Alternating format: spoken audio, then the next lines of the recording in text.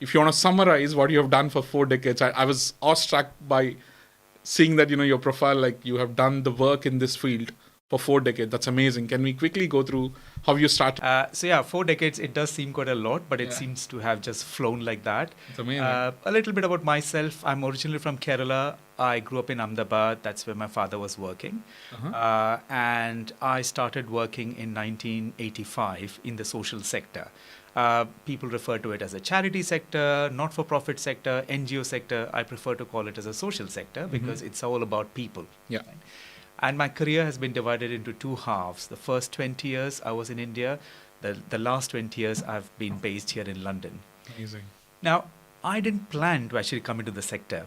I always wanted to do an MBA, and I was always wanted to do marketing. Marketing was a profession that I was really very keen on. Sadly, I didn't get an MBA admission. I didn't get into the Indian Institute of Management. That was my goal. Really? Yes. Wow. I didn't. So that was my first ever failure. Yeah. But then there was something very exciting on the horizon. There was something called the Institute of Rural Management Anand, or IRMA as it's known. Yeah. That was set up by Dr. Verghese Kurien, who's known as the father of the White Revolution, because of which now India is a milk surplus country, as opposed to it being a milk deficit country way back in the 1970s and 80s. And the success of the White Revolution gave Dr. Kurien the insight that if rural India has to develop, and mind you, at that point in time, 3/4 of India lived in the villages. Right? And he had this vision that if India has to develop, rural India has to develop. If rural India has to develop, rural producers' enterprises need to be run in a professional manner, efficient manner, and an effective manner to lift the rural economy. But people were getting educated and moving to the corporate sector in the cities. And he really wanted a management workforce that goes into the villages, into the rural sector. That's why he created the Institute of Rural Management, Anand, or IRMA. I didn't know much about it. It had been there in existence only for 3 years before. It didn't have much of a track record. But because I didn't get into IIM Ahmedabad, and because I was in Ahmedabad, Anand was not too far away. They had a wonderful campus. They were offering a stipend, and I thought that was interesting because I didn't have anything much better to do at that point in time. But those 2 years were life-changing as far as I'm concerned, because as part of our studies, we spent... So you picked up right after your graduation, is it? Immediately after my graduation. Oh, that's amazing. I did my BCom, which at that point in time was a worthless degree, but I did it because I couldn't do BSc. Yeah. But fortunately, I got good marks, because of which I could get into IRMA. The 2 years course consisted of 2 months of stay in a village. Okay. And I stayed with 5 of my friends. I stayed in a village in what is now Chhattisgarh. Back in the day, it was part of Madhya Pradesh, in Raipur. And that's where I started understanding what rural India was like. What is life in a village without any electricity, without running water, no toilets, where the bus used to come only 2 times a day. As a city-bred person, going to the village, that was an eye-opener. I'd never been to a village in India other than going back to a village where my grandparents lived in Kerala. But Kerala villages are very developed. They're not like villages. They're like small towns. More educated population. Very educated population, very well connected, good infrastructure. Yeah. Whereas this particular village that we were in, which is representative of a large number of villages in India, just showed how challenging the task of lifting people from poverty in the rural areas was. And that's how I started understanding that there is something called an NGO, which is not about profits. The profit for a non-government organization or a social sector organization was changing people's lives. One of my friends, whose name is Shankar, he's a very dear friend of mine. He's currently with the World Bank in a very senior role. He had already started working in an NGO. I still nurtured the ambition of being a marketing manager, and I actually joined an oilseeds cooperative. I was officer in charge in Bombay Depot, which was considered to be a very posh appointment. But when I went to visit Shankar and his work in South Gujarat, where he was working with the Adivasi community, I felt that this is something, that's my calling, that's what I want to do.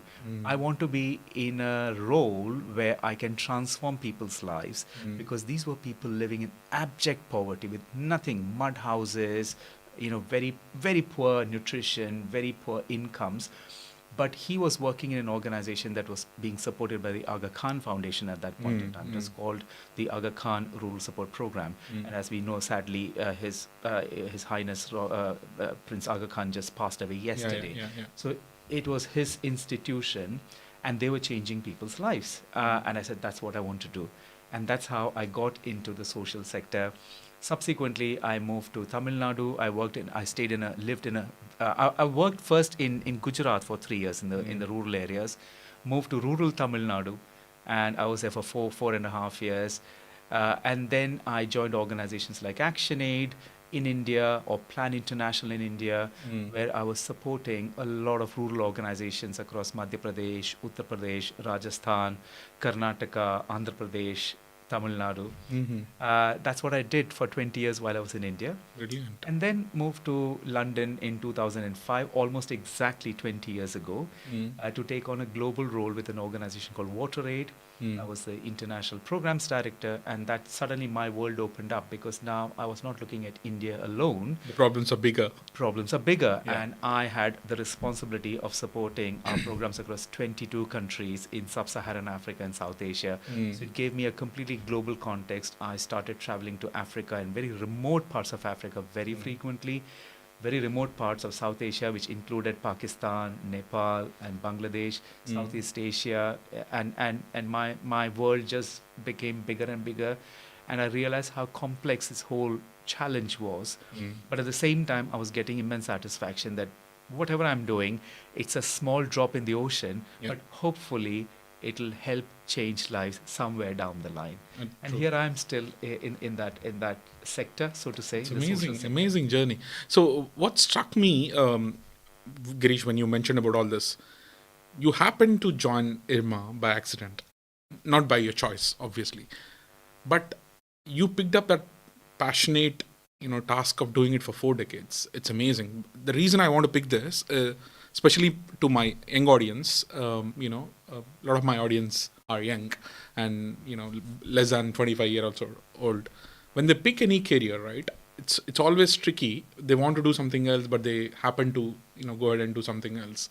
There's always a disconnect. So how do you actually, I would go back to your social work in a bit, but on the professional front, how did you connect the dots between the one you wanted to do versus the area where you probably not wanted to, or you never envisaged to do it? So how did you connect to that? Is it more emotional connect that drove this entire journey, or is it because your work was giving more satisfaction? What is the main driver?